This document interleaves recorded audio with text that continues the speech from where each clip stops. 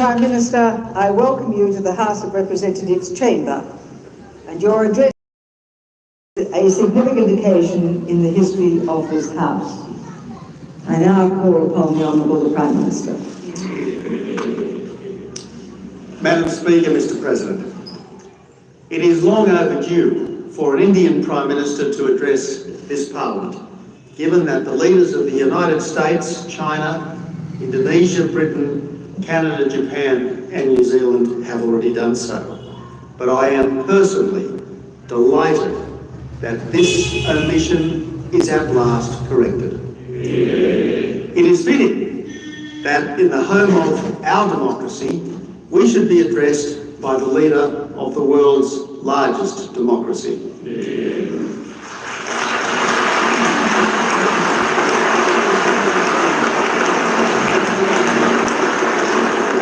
Madam Speaker, there is so much that we can learn from a Prime Minister who must try to reach some 830 million voters. And whose mastery of electioneering has meant that in India's recent election, he was literally beamed into dozens of different rallies simultaneously all around the country. Prime Minister Modi is the first in decades with an absolute majority in the lower house for Lok Sabha because he imbued his fellow citizens with the sure hope that tomorrow can be better than today. He gave credit for India's success to those who really deserved it. He told voters that their country belonged to them, not to their rulers or to their officials. And even here in Australia, the Modi campaign and victory inspired hope because Australians too believe in work, family and community, in doing things for love, not just for money, and living our ideals. Our two nations have much in common. We share an ocean, we share a language, we share a heritage as Westminster democracies enjoying freedom under the law. We even share the same national day, the 26th of January. Above all, we share a history. Way back in 1795, the very first cargo ever to be shipped out of New South Wales was mahogany and cedar bound for India. In the Gallipoli campaign that forged our nation, 5,000 Indians fought by our side, and Prime Minister Modi made a splendid presentation to me at the War Memorial this morning in their memory. The Australian Army and the Indian Army were brothers in arms at the siege of Tobruk. As part of British Empire forces, our soldiers shared the tragedy of Singapore and the triumph at El Alamein. Australians admired the way India won independence, not by rejecting the values learned from Britain, but by appealing to them, not by fighting the colonisers, but by working on their conscience. Through all the troubles of petition and all the subsequent dashed hopes, India has magnificently maintained its democracy. And although India's GDP per person is still only about half of China's, its growth is strong, its economic prospects are bright, and its population is likely to overtake China's in the next couple of decades. This is why people now speak of the Indo-Pacific as the focus of the world's economic dynamism. With China, India is the emerging superpower of Asia, that is already a democracy. Now, Madam Speaker, Gandhi taught that the most powerful force is not weapons, but good example. I remember as a student in India reading Gandhi's autobiography, where he quotes a Gujarati poet. For a bowl of water, give a goodly meal. For a kindly greeting, bow thee down with zeal. But the truly noble men as one and return with gladness good for evil done. Mother Teresa taught that good words are next to nothing without good deeds. The religions of India, peace in the face of adversity. This land of the most ancient spirituality, of the exotic and of the familiar, has always made an impression on me. That's why 30 years ago I spent 3 months backpacking from Mumbai to Rajasthan, to Kashmir, around much of Bihar and back to Mumbai. Australia's second Prime Minister, Alfred Deakin, had also travelled to India, and he wrote way back in 1893 that India is truly a land of wonders and extremes, a country of contrasts and contradictions, of splendour and poverty, profusion and barrenness, vicissitude and adventure. 100 years ago, Deakin wanted Indian students to study in Australia. Right, Australia and India have much to teach each other. And that's exactly what's now happening. For over a decade, up to 40,000 Indian students have been in Australia at any one time. And from next year, under the new Colombo plan, Australia will be returning the compliment by sending thousands of our own best and brightest to study at the universities of India. Madam Speaker, this is a sign that we are finally grasping the opportunities that India presents. It was Prime Minister Howard who once said that Australia and India had so much in common, but little to do with each other. That must change. Australia welcomes India's strength in the Indian Ocean. Australia admires Prime Minister Modi's invitation to come make in India, which echoes our own determination that Australia will be open for business. But despite that, regrettably, Australia only did $15 billion worth of business with India last year, and that hardly does justice to our two countries' potential. We want to be a dependable source of energy security, of resource security, and of food security for India.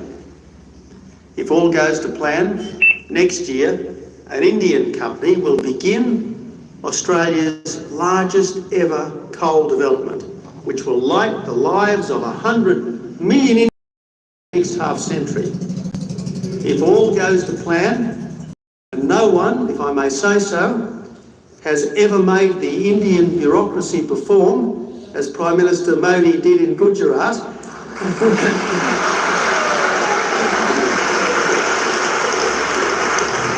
By the end of next year, we will have a free trade deal with what is potentially the world's largest market. And I want to make this declaration here in this Parliament. There are 2 can-do Prime Ministers in this chamber today, and we will make it happen. And if all goes to plan, Australia will export uranium to India, under suitable safeguards, of course, because cleaner energy is one of the most important contributions that Australia can make to the wider world. Now, Madam Speaker, geologists believe that somewhere between 130 and 300 million years ago, Australia and India actually shared the same landmass. We were, so to speak, joined at the geological hip. We cannot change continental drift, but we can ensure that we are closer friends and partners in the future than we have been in the recent past. I have never seen any leader as rapturously received in this country as Prime Minister Modi has been.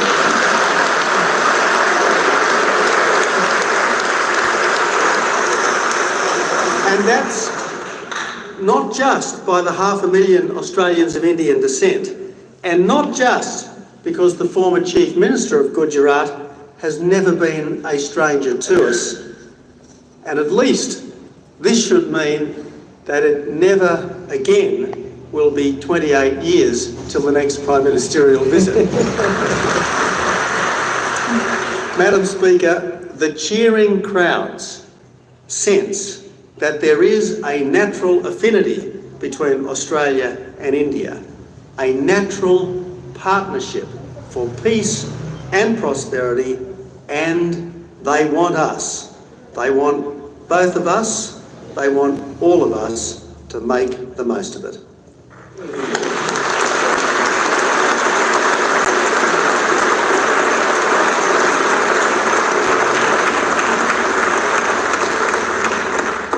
I call the Honourable the Leader of the Opposition to support the remarks of the Prime Minister. Madam Speaker, I acknowledge the traditional owners of the land on which we meet, and I pay my respects to their elders both past and present. Prime Minister Modi, the applauding crowds that have greeted you around our country and here today in the House of the Australian people show how very welcome you are today. Might I also add, Namaste. You are here today as the first Prime Minister born in an independent India, the proud son and a distinguished former Chief Minister of your home state, the jewel of the West, Gujarat. Your part of India has gifted so much to the world. Gandhi's moral and intellectual leadership, centuries of poetry and literature, prime ministers, diplomats, Tata and other industrialists, public sector leaders, the world's most affordable motor car, and countless actors, writers and directors. And the Gujarati have always been travellers and adventurers. Along with their fellow citizens from every part of the land of light and freedom, they have made an international leap of faith.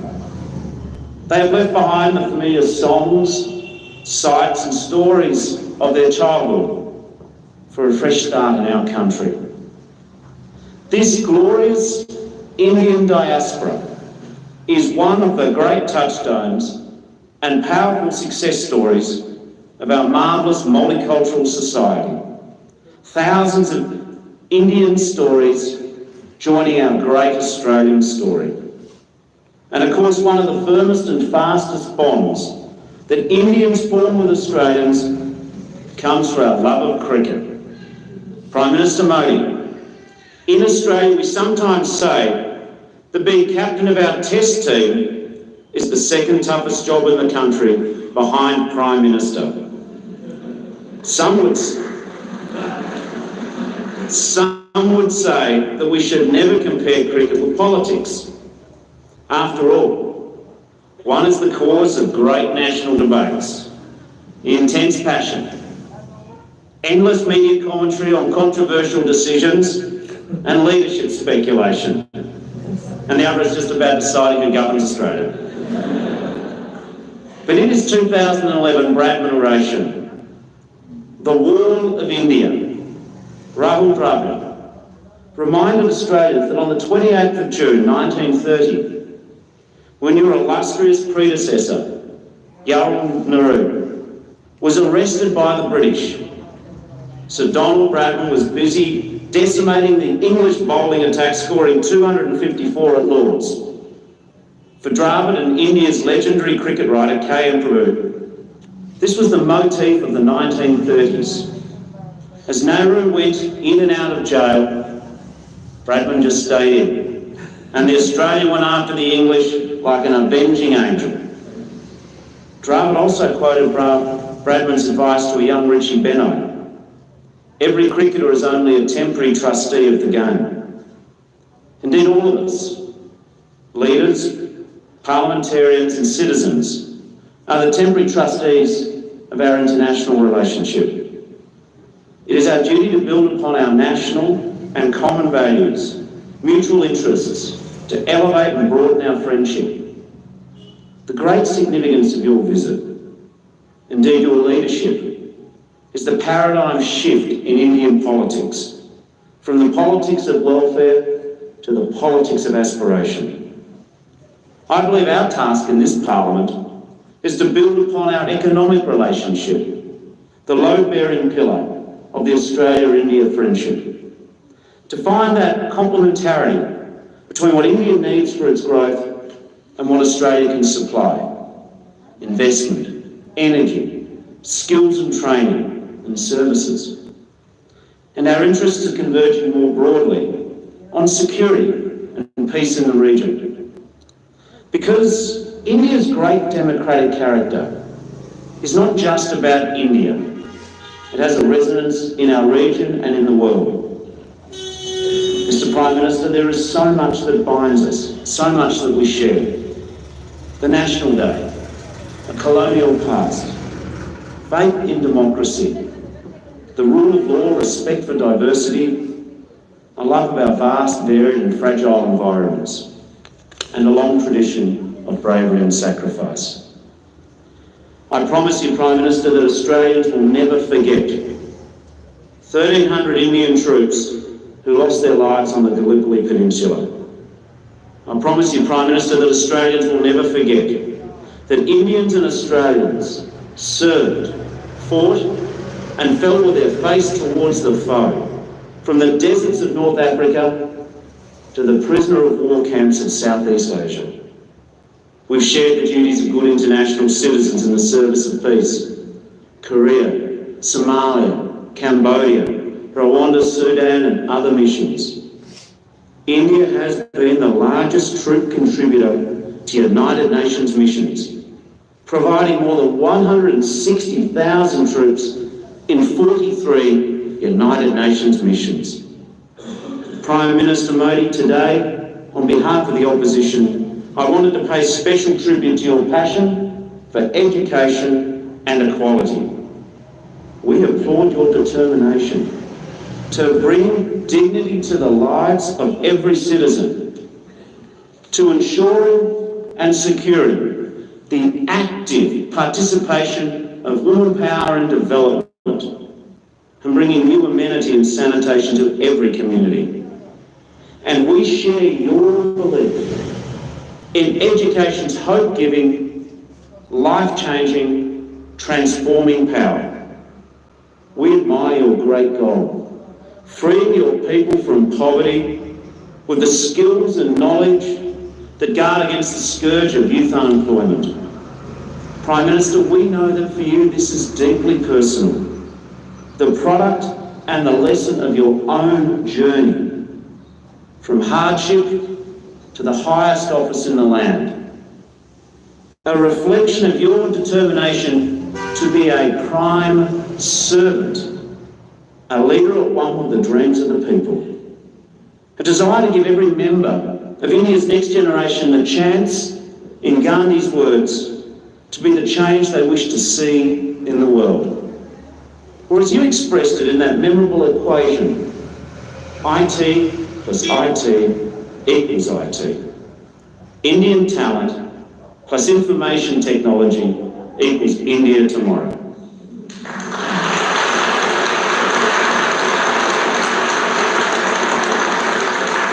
Mr. Prime Minister, one of Australia's greatest leaders, Ben Chifley, was a key supporter of Indian independence and a close friend of Prime Minister Nehru.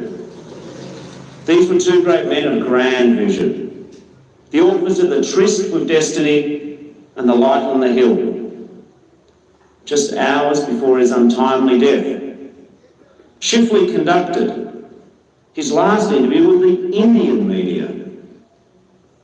His message that evening was pure Chifley, sincere and unadorned. He said, "Tell Nehru not to lose heart, but to carry on. India will still show the way to peace." Prime Minister, you lead a great, peace-loving democracy with a renewed commitment to opportunity and equality. India does indeed, as Ben Chifley said, still show the way. You lead a nation that will shape our region and inspire our world. and you honour us with this visit to the heart of our democracy. Welcome.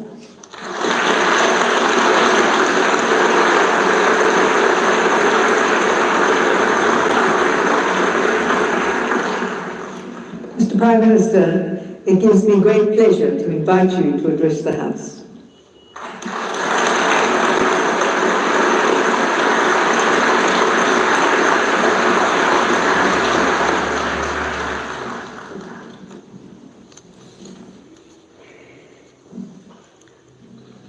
I would like to begin by acknowledging the traditional owners of this land on which we stand today and pay my respect to their elders, past and present. The Honorable Prime Minister, the Honorable Speaker of the House of Representatives, the Honorable President of the Senate, the Honorable Leader of the Opposition, Honorable Members and Senators, ladies and gentlemen. Thank you, Mr. Prime Minister, my friend, Tony Abbott. Congratulations to you and the people of Australia on a successful G20.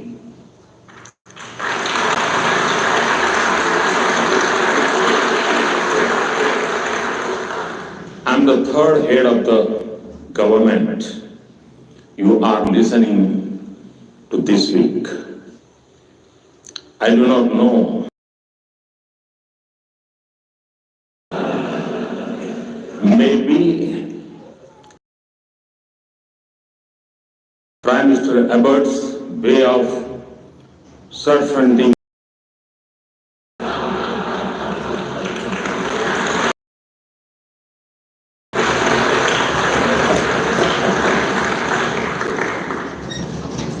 but I'm truly honored and humbled by this opportunity to speak to you. I stand here as one of you, a representative of the people. I came to you with the greeting of 1.25 billion people of the nation. That is linked to the by the great Indian Ocean, by our connected history and our many shared inheritance, and even more by our deeply interlinked destinies. And today, I've come to unite in the spirit as we were once by geography. The spirit that is fed by many starry stories of human success and sacrifice. This morning, Prime Minister and I honored our soldiers who 100 years ago made the supreme sacrifice together in the Battle of Gallipoli. The man who designed this beautiful capital of Canberra, Walter Burrell Giffin, lies buried in the old city of Lucknow in India.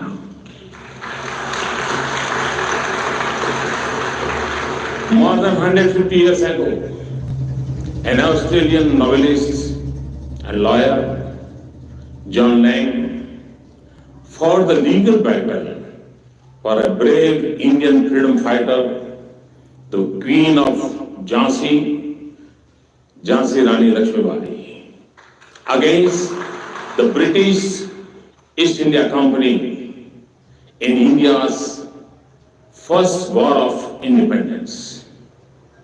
He also lies buried in the Indian hill town of Mussoorie. The statue of Gandhi in Canberra is a symbol of our shared values. We celebrate the legend of Bradman and the class of Tendulkar together. We are impressed by Australian speed as you charmed by the Indian speed until, of course, Shenwan came along. But above all, we are united by the ideals of democracy. Today, as I stand in this temple of democracy, I consider nations such as ours to be blessed because democracy offers the best opportunity for the human spirit to flourish. Because we have the freedom to choose, the right to speak, and the power to remove, and for us, with no option but to live with this grace. Generations of peoples, representatives have made Australia one of the great nations of the world today. From the vast strength of territory to the abundance of resources, nature has been generous to you. But it is the people of Australia who have made Australia what it is today. A beacon of democracy and rule of law, a nation that willingly leads the search of lost aircraft, one of the most prosperous nations in the world. Among the best in Human Development Index, a nation with some of the best cities in the world, some of the most productive farms and mines, some of its best universities and research centers, an advanced technology base, and a nation with great sporting skills. Australia evokes images not just of immense beauty, but also of a great quality of life. Today, its cities are alive with the richness of this world's diversity, and it is home to 450,000 Indians who are as proud to be part of Australia as they are of their Indian heritage. Honorable members, there was a time when for many of us, Australia was a distant land on the southern edge of the world.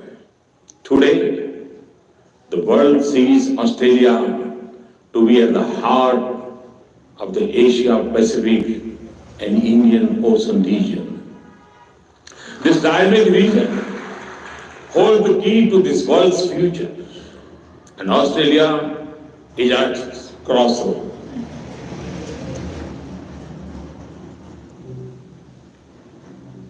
And as Australia has become more engaged in this part of the world, we welcome its growing role in driving this region's prosperity and shaping its security. Because we in India seek the same future for this world.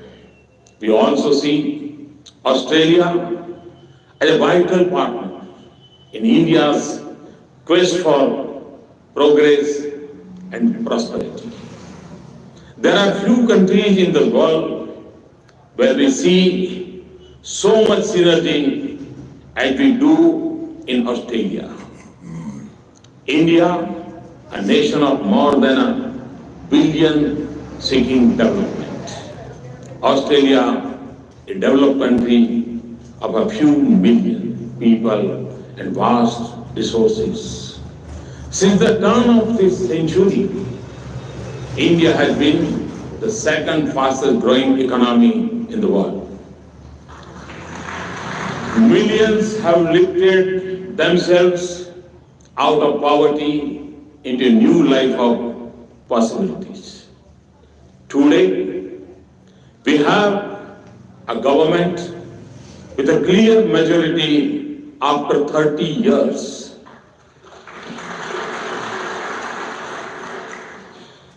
From the remotest village to the biggest cities, there is a new high tide of hope in India, a new energy. It is the energy of our youth. The 800 million people below the age of 35, eager for change, willing to work for it, because now they believe that it is possible, that they can make it happen. It is this force of transformation that will unleash. In these 6 months that we have been in office, we have moved forward thinking with ambition, acting with speed, seeking growth, not just for growth, but to transform the quality of life of every Indian. I see Australia as a major partner in every area of our national priority, providing skills and education to our youth, a roof over every head and electricity in every household, the most affordable health care for the most difficult disease, the next generation of infrastructure that does not take a toll on our environment, energy that does not cause our glaciers to melt, clean coal and gas, renewable energy or fuel for nuclear power. Cities that are smart, sustainable and livable. Villages that offer opportunities. Agriculture that yields more, and farms that are better connected to markets. Practices and technology that save water. We have a new mission for turning Made in India into a global name, just as computer in India is. But we want to find new pathways to prosperity, not simply travel down the roads of the previous century. Much of India's future cities and infrastructure is yet to be built, and so we have a unique opportunity to make our choices now. And in every sector, agriculture, food processing, mining, infrastructure, finance, and technology, energy, from providing funds and resources to technology and expertise. Working as partners and investors, Australia has immense opportunities to participate in India's progress. In turn, India will be the answer to your search for new economic opportunities and your desires to diversify your global economic engagement. Your source for world-class skills at home or for a manufacturing location abroad. India's development and demand provide a unique long-term opportunity for Australia, and all in the familiar framework of democracy. There is no other example of this nature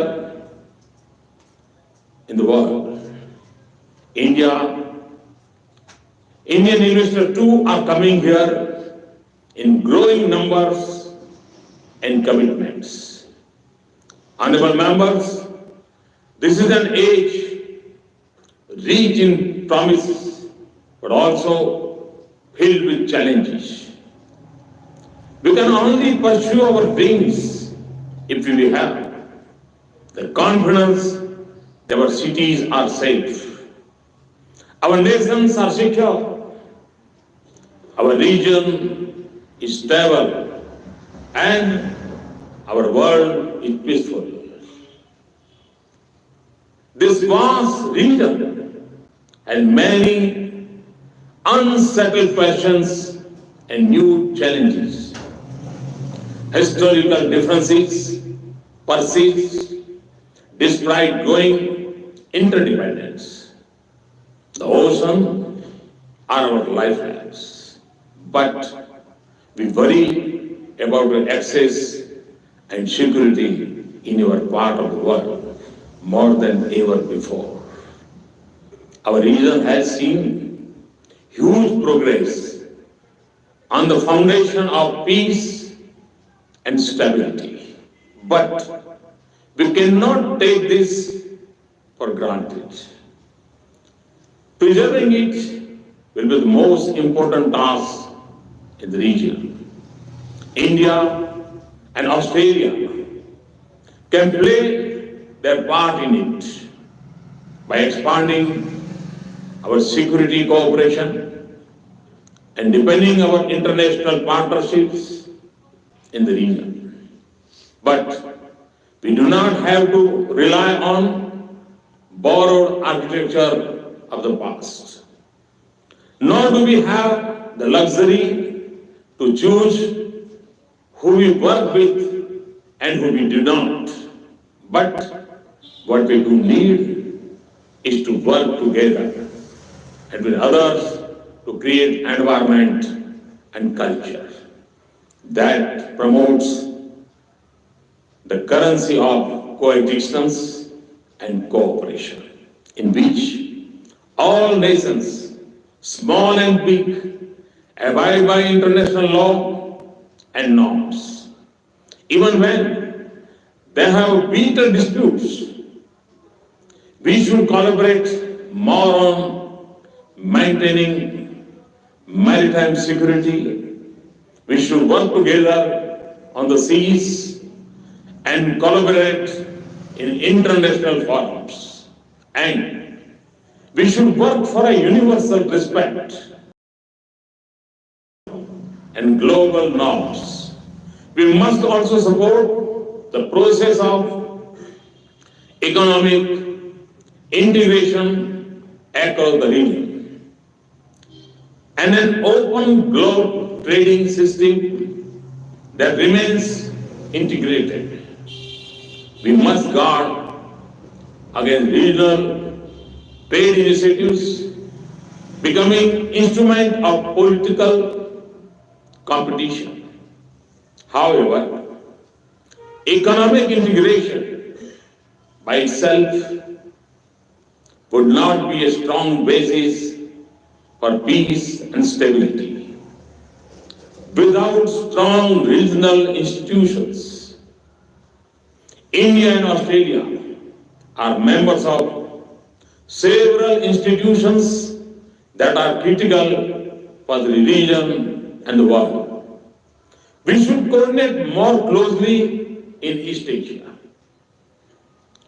Summit, G20, and the Indian Ocean Region Association. Honorable members, in our interconnected world, our shared challenges extend beyond our region. Terrorism has become a major threat for us all. In India, We have seen its face closely for 3 decades, and we see it with the clarity that comes with it. Terrorism is changing in character and expanding in its reach. Internet has made recruitment and call to violence self-generated. It also feeds off money laundering, drug trafficking, and arms smuggling. We have to deepen our bilateral security cooperation, but we need a comprehensive global strategy for a global problem. It will require closer security cooperation, but even more a policy of no distinction between terrorist groups, of discrimination between nations. A resolve to isolate those who harbor terrorists, willingness to empower states that will fight them. A social movement against extremism in countries where it is most prevalent. And every effort to de-link religion and terrorism. As I look to the future, we would also need to ensure that outer space and cyberspace remain instruments of connectivity and prosperity, not new frontiers of conflict. Responding to the region's disasters, combating proliferation, acting against piracy, will work a full range of security challenges. Honorable members, since my government entered office, no region has seen more intense engagement on India's part than the Asia-Pacific region, because we understand how deeply our future is linked to this region. India and Australia can play cricket hard with each other, and I suspect we will next month. But we see Australia as one of our foremost partner in the region. I was pleased to host Prime Minister Tony Abbott as my first state guest in September.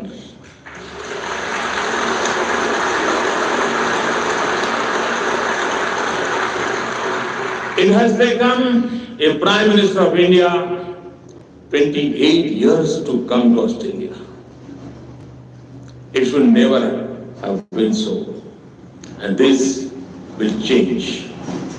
Australia will not be at the periphery of our region, but at the center of our thoughts. So we stand together at a moment of enormous opportunity and great responsibility. I see a great future of prosperity, partnership between India and Australia, and a shared commitment to realize it. Prime Minister Abbott started us on this new journey. In September, I've come here to set our two countries more firmly on that course. With your help and with the help of the great people of India and Australia, I wish you the best for hosting great and successful world cricket early next year. Thank you all. Thank you very much. Thanks a lot.